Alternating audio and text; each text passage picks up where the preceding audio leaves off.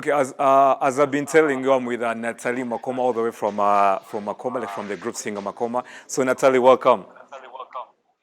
Welcome na tambali, na mokili, oyondeko, na zwilo bikote, na bele me panayo, kolonanga. Okay, thank you so much. Like, if you don't know who that's but at least you know the song. You know, like the Natalie thing from Makoma. So Natalie, like, you are the lead singer of Makoma. And like, let's start with when did your journey start? Well, my journey has started when I was 7 years old with my brothers and sisters. And yeah, it started when I was 7 years, but I will not tell you which year because if I tell you which year, you guys will know how old I am, and I don't want to tell you. Okay, don't mind about that. It's okay. We shall use Wikipedia for your age. Oh my God. Wikipedia is not always true. People go and change. So I will suggest not to go even there. Okay, all right. Anyways, what made you register for the Dutch Idol and of course, and also the Dancing with the Stars episodes? Well, I started my solo career in 2008 officially, and then I started with the Dutch Idol. I end up second, and I did also the Dancing with the Stars. I end up second as well, and I also did Jumping with the Stars at the swimming pool. There, I didn't even end up either second or third. I just got out right after jumping in the water because I wasn't interested at all to win that thing because winning means you need to jump from the 10th meter. And I'm so scared from heights. So I said, no, thank you. After jumping in, no, it was not interesting enough for me to go further. So And after basically, I that, I just had had that also for my fun. own TV show. You had to do that for fun. Yeah, it was for fun, and they're paying you for that, so they already paid. So what I will choose doesn't matter.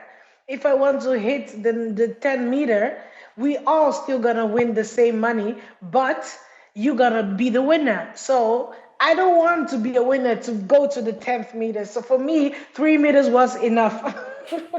Okay, I get you. And what were the challenges that you faced when you rose to fame, like back in your country, and also plus the international level that you are on? Can you repeat again, please? I was asking, what are the challenges that you faced when you rose to fame back in your country? The challenges, wow, it was, yeah, we were not expecting, we were not we were not, how do you say it? Are you talking about me or Makoma? The whole group, the whole Makoma. Okay, the whole group, we were not ready for the success that we had. The population, when we arrived in our country, it was just like madness. People were falling down and going to the hospital with the ambulance. It was just, ooh, it was really hectic.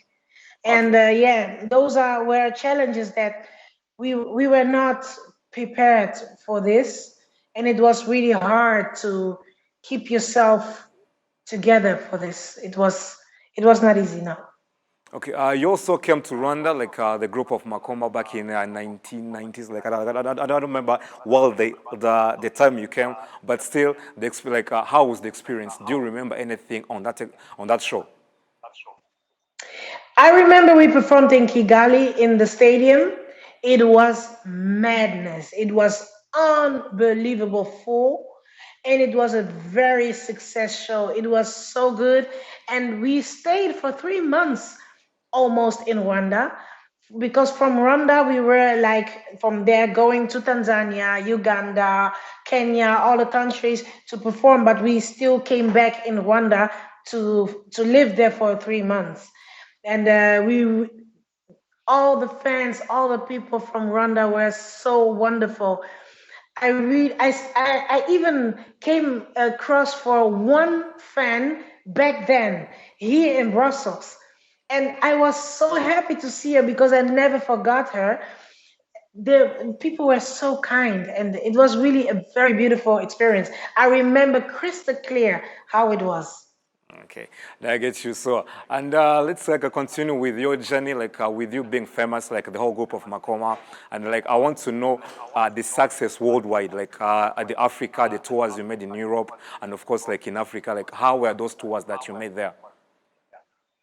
The success was also met in Australia, Fiji Island, Solomon Islands, American Samoa, Papua New Guinea, whew, Tonga, Vanuatu, Madagascar, um, Africa. Love most of the countries we've been. Brazil, in Europe we've been.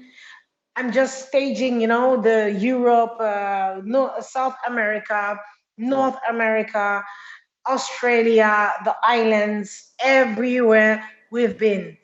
And we were just, I can say we were living in a plane because we were taking this plane, the next plane, this plane, the next plane.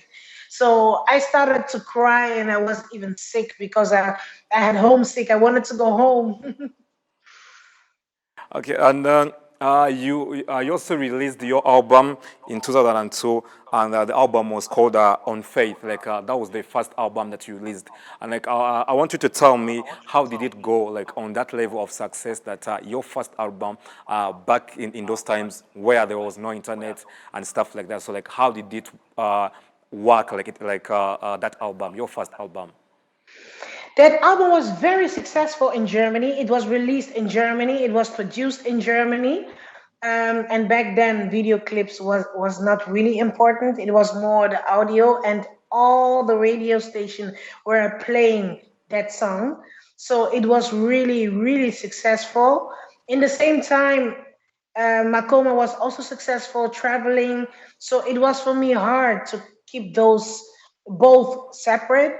So I had to choose Makoma or my own solo career. So I have abandoned that career in Germany. I just performed once for that album, but then I couldn't go further anymore because I was too busy with Makoma. And like talking about Makoma, you left that group in 2004, if I remember well. Like, why did you leave the band? I left because we were a Christian group. We were not prepared to have this success. We were not prepared to make so much money. We were not prepared to perform that much. We were not prepared to, for my brothers, of course, to get so many women. And so the more success you get and the further you go from God, the further you go from the Bible keeps becoming far away to grab. So for me personally, I started to think like I don't. It was not really important anymore to pray before performing because we were already successful. I didn't like that, and we were also not really having a good relationship anymore. So business became more important than family, and then we started to argue. So it started really to become weird, and the communication was not good at all anymore. So I decided to go for a solo for myself and to quit the group because I did it once and I regret it for my album in 2002. And then I said, okay, this time I will not look back and I will go and do my own thing. And it will not be this time gospel music. Okay, and after that, and how is the relationship with you and the band? Because like you guys were familiar, because like they're your brothers, sisters, and some other people. Like, how is the relationship right now with the band? The relationship is broken for okay, I will not say forever, but for now, since 2004, and today is 2020, we are still not talking. It's been 16 years we don't talk, and because they told me very clear, loud and clear, if you quit Makoma, you quit the family as well. So, or you stay with Makoma, you stay in the family, or you are out and you're out in the family as well. And then I told Oh, them, that's so bad. this is how you guys see things. Family and business is together. So if I leave the group Makoma, I don't leave the family, but you guys are taking it like one ticket, one way ticket. So then I quit the family as well because I'm not going to sacrifice my life for this only. And Sorry for yeah. sorry for that, but still, like I guess like that was hard for you to do that. But yeah, I understand. And after that, and you went to be a judge, one of the biggest judges, in the competition back in Congo. How is that being a judge and also singing, like being a musician and also being a judge of the competition? It was an amazing experience because I have my experiences since I was 7 years old until today. I've been on stage. I never knew another home than just being on stage, singing, writing songs. So for me, it's such a wonderful achievement and also a wonderful revealing to see all this new talent coming and trying to be also big superstars and to be a singer, to follow up their dreams, and for me to be there to help them out. For me, it was a great honor. And for those candidates, for those young talents, they were also like, wow, not judge. So when I win today, I know I have won for real because she will judge me and in her experience that she knows. And this is also what I did. After you being a judge and of course having all that, you went and did some collabos with Awilo Longomba and some other people. How is that experience like working with Awilo Longomba and stuff? Awilo Ongomba is my big brother. He is my complicated big brother, trouble big brother, and I love him from that. He is what he is, and yeah. So the single was really a great song, but unfortunately it didn't came through because it was complicated, and but the song was great. It was great working with him. He's a very fire on the studio. He has bunch of ideas. He's just amazing to work with. I have learned a lot, so he's just an amazing person. Okay. Do you have a management group that you work with right now? Yes, I'm working with Bahati, and he is in Uganda. And yeah, so good things are coming. New singles are coming. New videos are coming. So you guys will get to meet the Natalie Makoma herself Okay. soon. Closing on the interview, what is the message that you can give to your Rwanda fans? Well, the message that I can give is that this is the new me, and it is the new everything. So please welcome me with open arms, and you will not regret it because I will give a lot of fire on stage and music. You will enjoy like you guys always did, and all the fans of Makoma as well. I will not disappoint you all. You will see by yourself. It will be amazing. We will have good times. Good times is coming. Okay. Thank you, Natalie. You're welcome. Okay, as I've been telling you, I was with Natalie. Let's watch one song, and of course, I'll be right back. You're still watching KC2 La pour vous.